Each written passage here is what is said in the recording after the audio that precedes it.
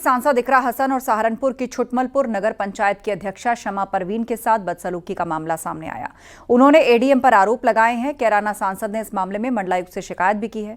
मामला बीती 1 जुलाई का है, जब कैराना सांसद इकरा हसन सहारनपुर की छुटमलपुर से पंचायत अध्यक्ष के साथ क्षेत्र की समस्याओं को लेकर एडीएम से मिलने गई। आरोप है कि एसपी सांसद इकरा हसन के साथ एडीएम ने बदसलूकी की। वहीं दूसरी तरफ एडीएम प्रशासन संतोष बहादुर सिंह ने सांसद इकरा हसन के आरोपों को बेबुनियाद बताते हुए इसे खारिज किया है।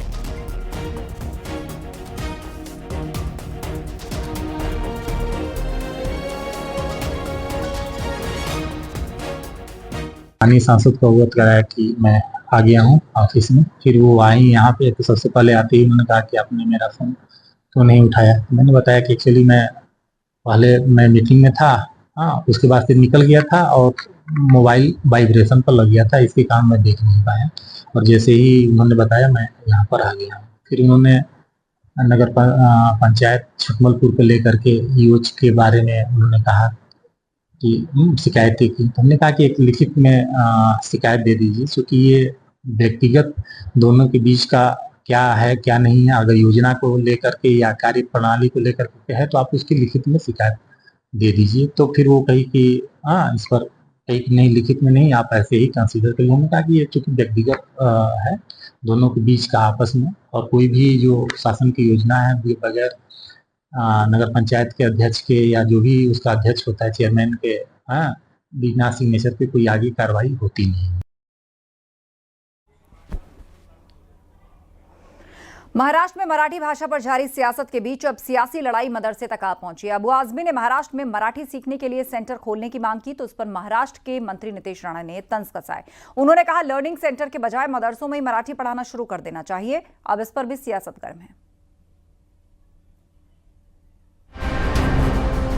मराठी सीखने के लिए सेंटर बनाना चाहिए।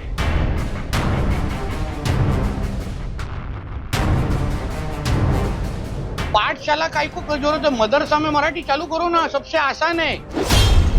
मराठी की लड़ाई मदरसे पर आई। महाराष्ट्र में मराठी मदरसा और सियासत।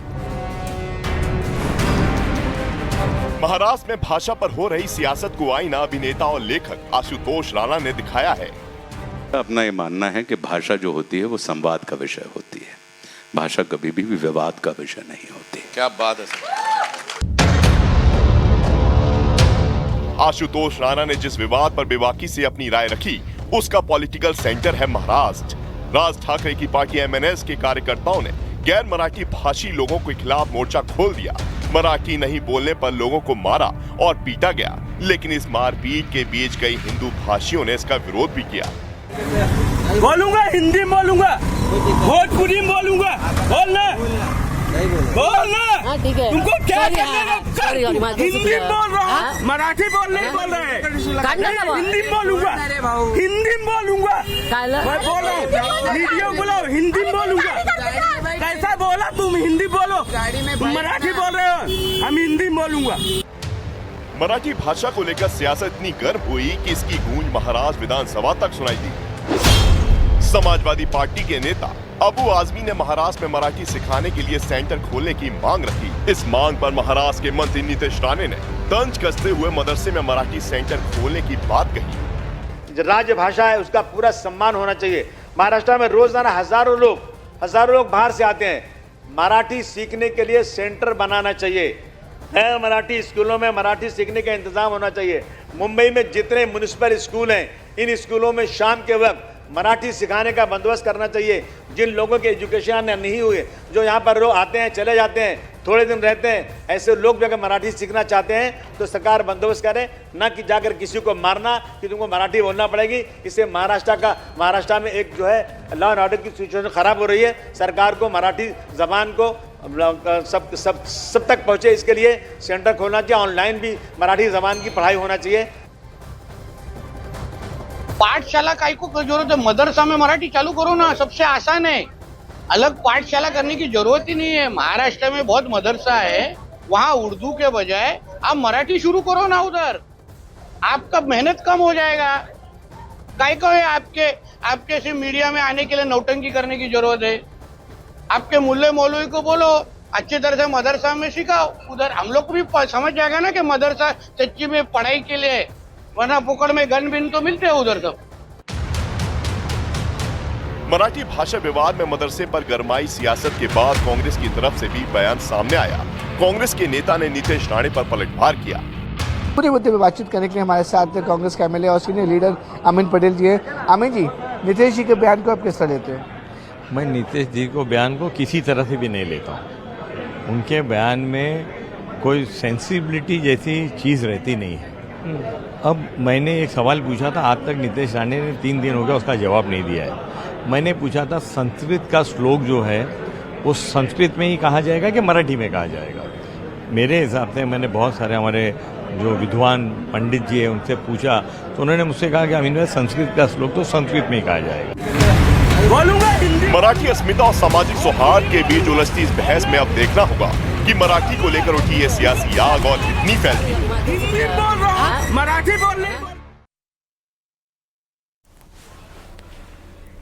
उदयपुर के ट्रेलर कन्हैयालाल मर्डर पर आधारित फिल्म उदयपुर फाइल्स को फिलहाल कोई राहत मिलती नजर नहीं आ रही। सुप्रीम कोर्ट ने फिल्म की रिलीज पर लगी रोक को हटाने से इनकार किया और फिल्म की रिलीज को लेकर गेंद अब केंद्र सरकार के पाले में चली गई।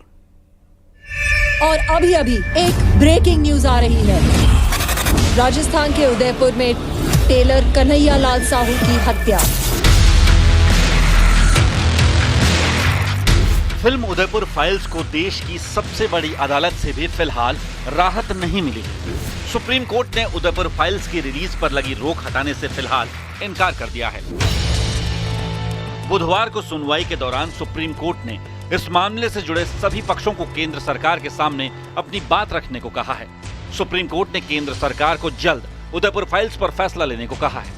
इतना ही नहीं, कोर्ट ने फिल्म निर्माता, निर्देशक और कन्हैया के बेटे की सुरक्षा पर विचार करने के निर्देश दिए हैं। काबिले गौर है कि 11 जुलाई को Kanhaiyalal tailor murder film Udaipur Files release होनी थी, लेकिन एक दिन पहले 10 जुलाई को दिल्ली हाई कोर्ट ने फिल्म की रिलीज पर रोक लगा दी। अब आपको बताते हैं कि इस फिल्म को लेकर विवाद क्यों है। दरअसल फिल्म उदयपुर फाइल्स उदयपुर के टेलर कन्हैयालाल पर बनाई गई है, जिनकी 28 जून 2022 को मोहम्मद रियाज अतारी और गौस मोहम्मद ने निर्मम तरीके से गला काटकर हत्या कर दी थी। कन्हैयालाल ने एक इस्लाम विरोधी पोस्ट सोशल मीडिया पर शेयर की थी, जिसके बाद उनकी हत्या कर दी गई थी। फिल्म को लेकर जमीयत उलेमाए हिंद के अध्यक्ष मौलाना अरशद मदनी ने दिल्ली हाईकोर्ट का दरवाजा खटखटाया था। याचिका में दावा किया गया कि उदयपुर फाइल्स फिल्म के ट्रेलर में दिखाया गया कि कन्हैयालाल की हत्या मुस्लिम समुदाय के नेताओं की मिलीभगत से कराई गई थी, जिससे हिंदू मुस्लिम समुदायों के बीच दरार पैदा हो सकती है। साथ ही इस फिल्म के रिलीज होने से देश में सांप्रदायिक तनाव फैल सकता है।